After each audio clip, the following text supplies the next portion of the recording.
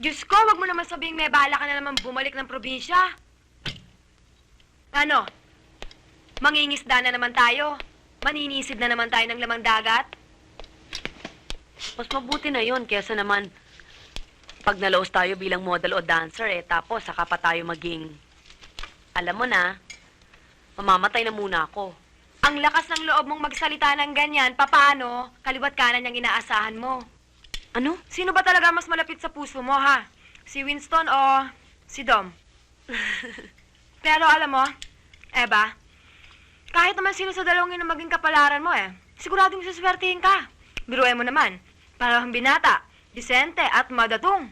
Tsawa ka na. Hana, sinagot ko na si Winston. O na kami. Pero wala pa siyang binabanggit na nakasal. Si Dom naman, alala lang siya ni Winston. Utusan, bantay. Pero hindi siya lumiligaw sa akin.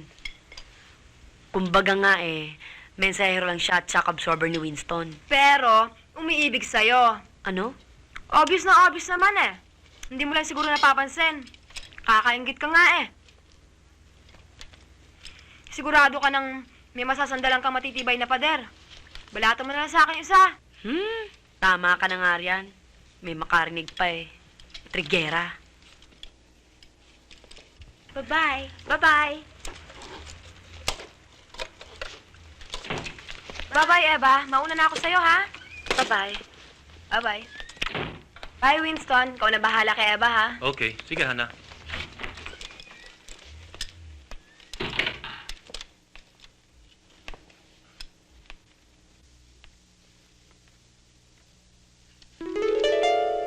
Thank you.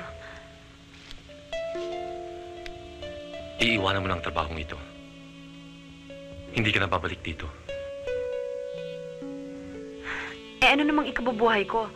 Wala naman akong ibang alam na trabaho kundi ito, Winston. Kapag naging misis na kita, hindi mo na kailangan pang magtrabaho. Mrs.? Oh, querida.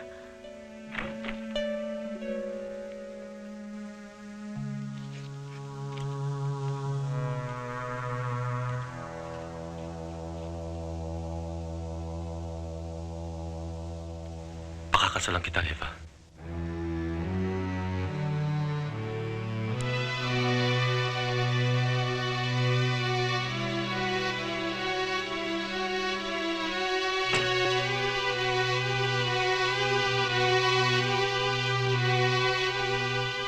Sorry ha, nakakaya sa'yo, nabala pa kita.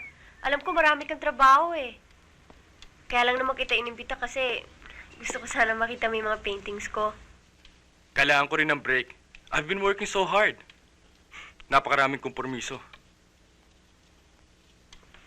Halata ako nga Kaya pala bigla ka na lang nawala nung party namin.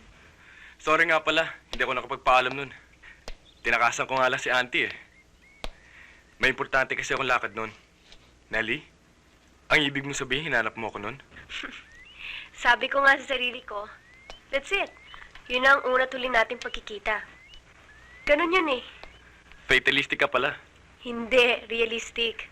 Naniniwala ako na kapag ang dalawang bagay o dalawang tao ay hindi para sa isa't isa, hindi dapat pilitin pagsamahin. May naalala tuloy ko sa mga sinabi mong yan.